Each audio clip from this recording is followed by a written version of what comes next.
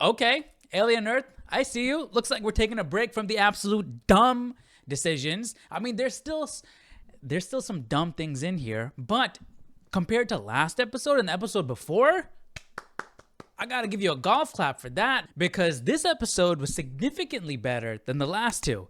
Alien Earth, episode 7, entitled Emergence, pretty much dealt with the aftermath of a whole lot of things that's been happening. You have the slightly Morrow storyline sort of come to a conclusion. You figure out what Kirsch has been up to. We get a deeper look into the connection between Wendy and the Xenomorphs.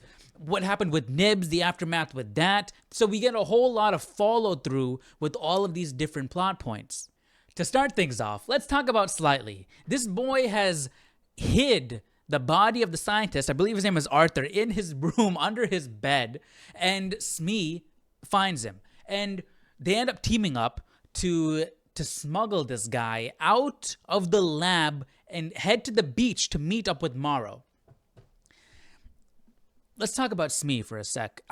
Thankfully, usually Smee acts like a giddy 2-year-old girl, swaying his hips and acting all bashful. I don't understand why. I don't understand why the actor acts that way, why he was directed to act that way, but in this episode, it was not nearly as bad. Out of all the kids, he's the absolute worst one in my opinion. But anyways, they smuggle Arthur, the scientist, out onto the beach, and with the help of Kirsch. Kirsch knows everything that's going on, as we know, but he not only knows, he condones it. And we find out why. Well, we'll get into that. So they smuggle the body out. Chestburster happens. The chestburster just escapes off on the island, and Slightly is panicking because now they don't have the alien. Morrow's going to be mad. His mom is going to get killed. I mean, what was Morrow thinking? Here's the dumbest character decision in this entire episode. What was he expecting? How did you expect, first off, how did you expect a kid to pull this off? How did you expect a kid to smuggle a human being with a facehugger on his face out of a secure lab? That's the other dumb thing in this episode. The security in this place is garbage. How do you, maybe that's how, maybe he knew the security was garbage, so yeah, of course you can smuggle the man out. But forget about getting caught. The time factor in all of this, the incubation period. And don't tell me he didn't know. Those scientists on the Maginot were sent specifically to capture these aliens. They knew about the xenomorph. They knew it could survive in space. They knew about the facehuggers. They knew about the eggs. They knew about the incubation. They knew the process, okay? These people know that. And they witnessed it on the ship. So don't tell me Morrow didn't know the time it would take from facehugger to chestburster, and he expected Slightly to, that was his plan, to smuggle someone in between that short time frame? A kid? Come on now. We knew this plan was going to fail, but I guess that shows how desperate Morrow was. I mean, why not? It's not like he's risking anything. It's just, hey, yo, kid, try this out. If it doesn't work, who cares? I'll come in and figure out something else. But that just makes me feel bad for Slightly even more. Like, Morrow, you threatened his mom for that? Come on now. Anyways, Arthur dies. Incredibly sad death. The scientist. Because the kids lie to him and say, hey, there was a gas leak in the lab and we brought you out, we saved you.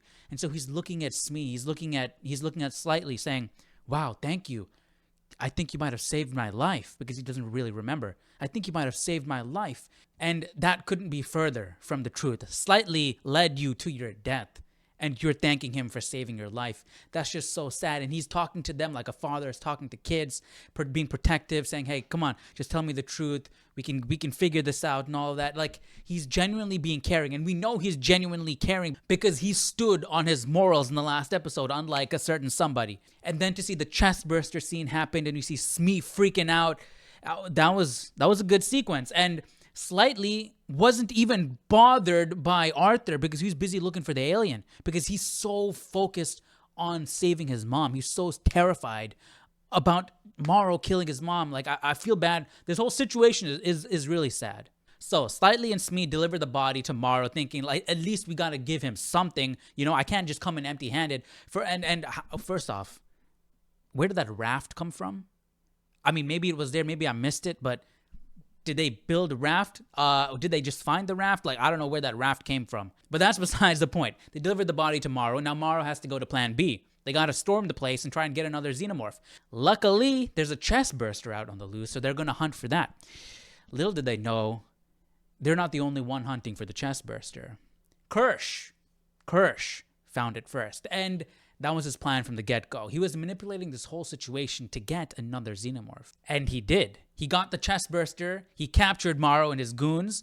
I mean, despite how horrible the situation is, I guarantee you Slightly found some sense of peace, comfort, and safety in that situation in Kirsch. Because he doesn't feel safe with Morrow. Obviously, Morrow's threatening to kill his mom, and he lost control of the entire situation. But it seems like Kirsch knows what he's doing. He's in control. He captured Morrow. He has the chestburster. And so Kirsch becomes that safe space because I know this. I'm familiar with this. And he's protecting me from the bad guy there.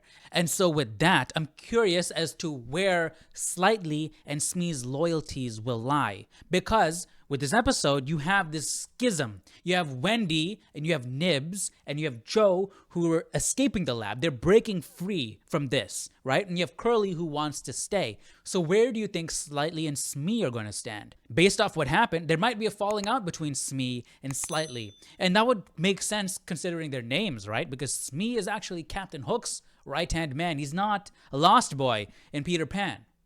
Now, the question is, who is Captain Hook? The obvious assumption is that it's Morrow because he even has the synthetic arm. So do you think somehow Smee is going to switch his loyalty to Morrow?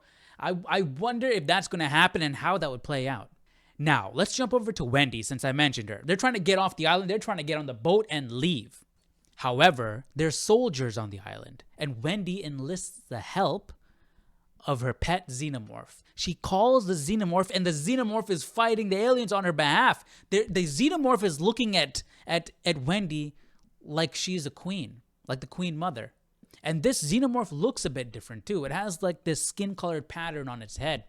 Maybe that's because of how this xenomorph was born. It was directly implanted into a human lung instead of the regular face-hugger incubation. But yeah, she's talking to this thing. And I was worried they were going to do something where she's completely fluent in the xenomorph language because they have this innate connection and it's just unexplained and we don't understand what's going on. But no, she's not fluent in the language. She's speaking things and she thinks she knows what she's saying, but she's not 100% sure.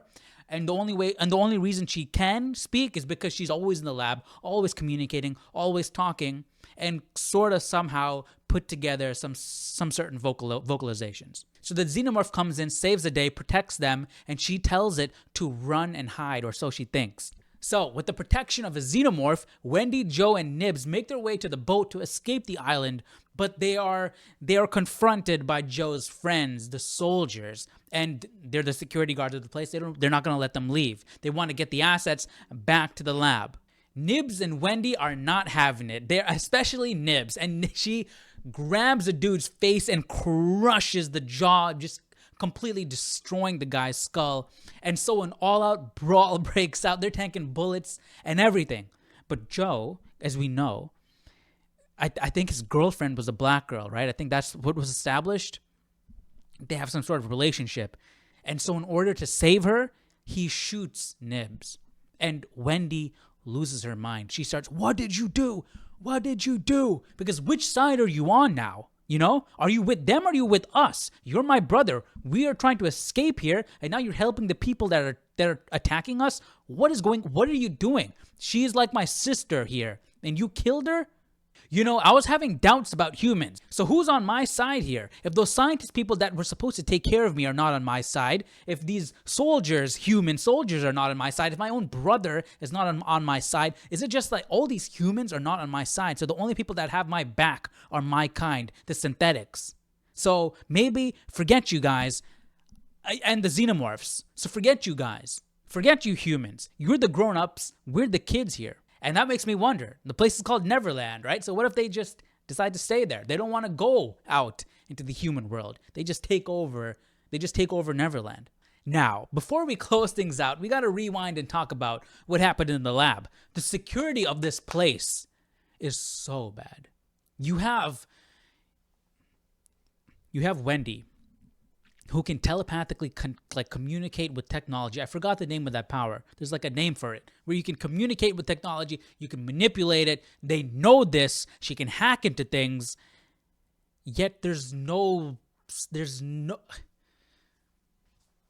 safety net. There's no physical safety mechanism on any of the cages where these extremely deadly aliens are. What happens if the system malfunctioned? You know? You're not going to have some sort of failsafe, some actual physical barrier, some sort of physical lock. So she just goes in there, unlocks a xenomorph, the thing comes out and starts attacking everybody. Like that. And here's where things get even crazier. The Fly gets out and directly flies to like the power source that controls the doors or something. That's what it looked like. Directly flies over to there and starts eating the thing. Yeah, they eat metal. That's why they ate Isaac. But the entire room is made of metal. There's metal everywhere. You flew past everything and went directly to that little control box. Somehow you knew that? Are you smart as well? Did the sheep communicate with you? What's going on here? How did you know? How did the Fly know to go directly to that control box? It's not explained. And unfortunately, I don't think they will. I don't think they're going to be like, hey, you know, the sheep eyeball octopus creature is communicating with the other aliens and they've devised this plot and somehow it manipulated the Fly to head directly over there once it was broken free. I don't think they're going to explain anything. I did at one point, I would have thought that. At the beginning, episode 1, episode 2, I would have thought, hey, they would explain something like that. But after seeing these last few episodes, yeah, I really don't think they're going to explain. Anyways, that's not the only interesting thing that happened in the lab. Cavalier, the boy genius, he decided to move the eyeball creature to a different location for security's sake. Finally, thinking about security. And so he's talking to the thing. And it's interesting, he specifically refers it as a he. While on the ship, the scientist, the really dumb scientist, was referring to it as a she. So they're personifying it in a way. And I wonder if that's because they see the intelligence behind the creature and so they want to personify it. It's just natural to want to build a connection to it because it's an intelligent being. I think that's interesting. So he's talking to it and he says, if you were from an advanced civilization, you would know what this is. And he shows them the first 3 digits of pi, 3.14. And he asks it to finish pi, or at least what's the next number? And the alien goes 1. Well, it doesn't say 1. It just puts his hoof on the ground and goes 1. And Cavalier is like, okay, that might be a fluke. What's the next one? It got 5. It got the next one. So Cavalier, the boy genius, is like, okay, wait, what's the next one? And the alien, the sheep, the eyeball octopus creature is like, yo, I'm not your little circus pony or whatever nonsense. You can't just push my buttons, get me to do things. Just takes a dump in the crate and it's like, I'm not talking to you anymore. So it's clearly an intelligent being. It knows how to think. It knows how to reason. It has emotion. It has an ego. And that means it's self-aware, aware of the things around it, is able to reason. This thing is intelligent. This alien is orchestrating the events around it.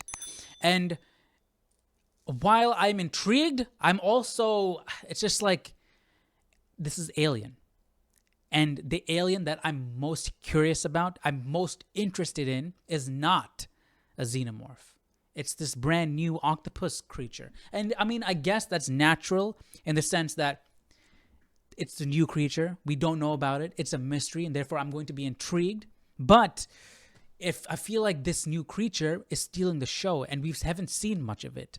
So I want to say this, writers, directors, people in charge of this show, if we're going to have future seasons, remember, this is not a sci-fi show with xenomorphs in it. This is Alien.